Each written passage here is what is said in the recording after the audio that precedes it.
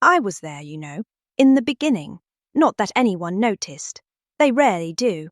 I have worn many forms across the ages. A temple cat in Memphis, a mouser in a Viking longhouse, a familiar in a Celtic grove.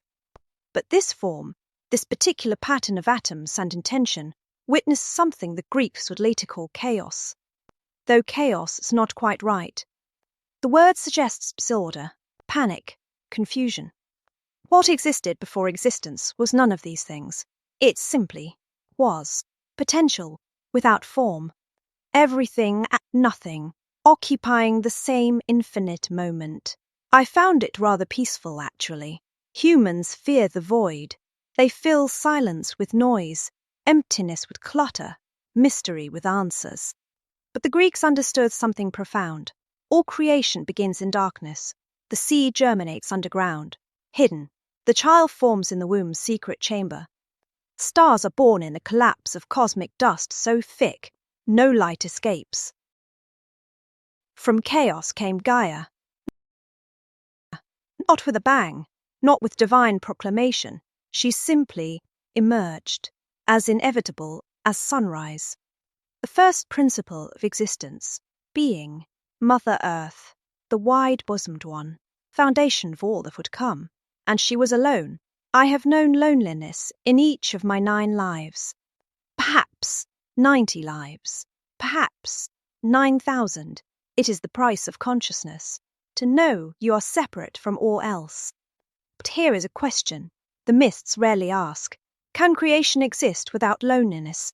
Does the artist need the ache of incompleteness to birth beauty?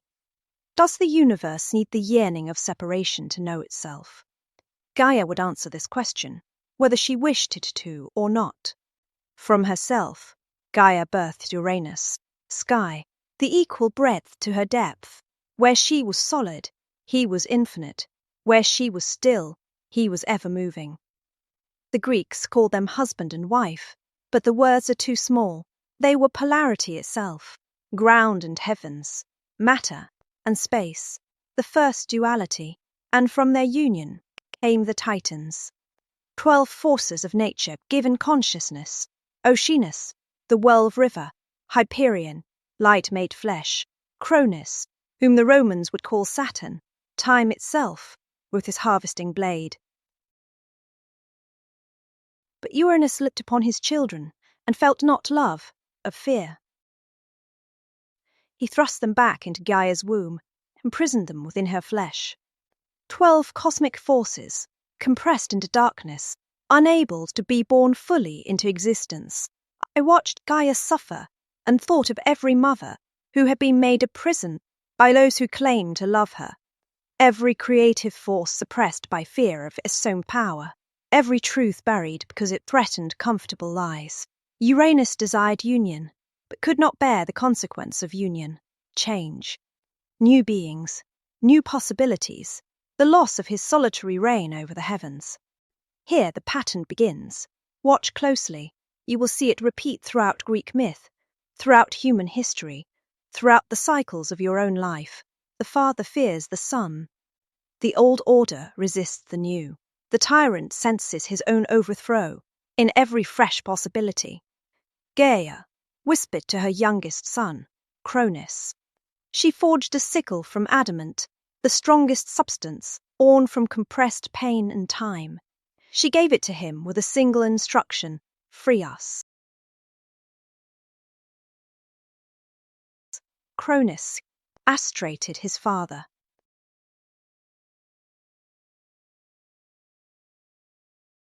The Greeks did not shy from violence. They understood. Some births require blood. Some freedoms are won only through severing. From the wound came consequence.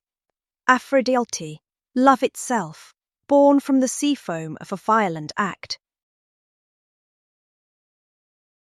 The Furies, vengeance personified, born from the blood drops. Even mutilation bears fruit in the Greek cosmos. Nothing is wasted. Nothing is without meaning. The Titans walked free. Cronus took the throne. A new age began. And Cronus, who overthrew his father for imprisoning children, would one day devour his own offspring to prevent his overthrow. The pattern continues. The wheel turns. I told you, the Greeks understood cycles. So what is this story really about? Creation? Violence? The inevitability of change?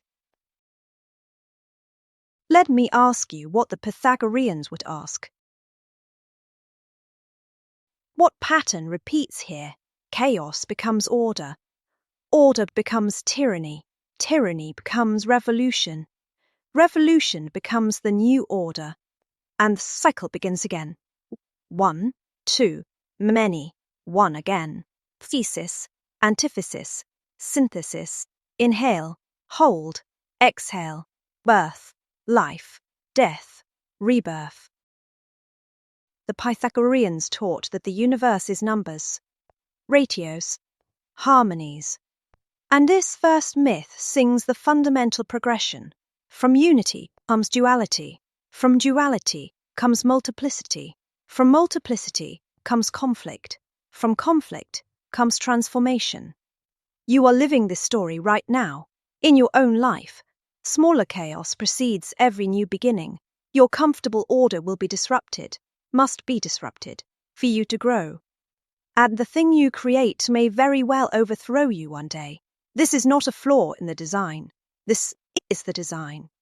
So I ask you, traveler through your own chaos, what needs to die in your life for something new to be born? What comfortable sky is crushing your titans into hiding? What sickle must you forge from your compressed pain to cut yourself free? The Greeks give you permission for necessary violence. Not violence against others, violence against the old forms that no longer serve, the death of who you were, the birth of who you must become. Cronus sits on his throne now, believing himself secure. But his wife Rhea is pregnant, and he's already tasted his first child. Fear makes fools of even the wisest, and Cronus has forgotten. Every king was once a revolutionary. But this is a story for next time. I will be there, of course. I'm always there. You just have to know how to look, until the next myth finds us, or we find it.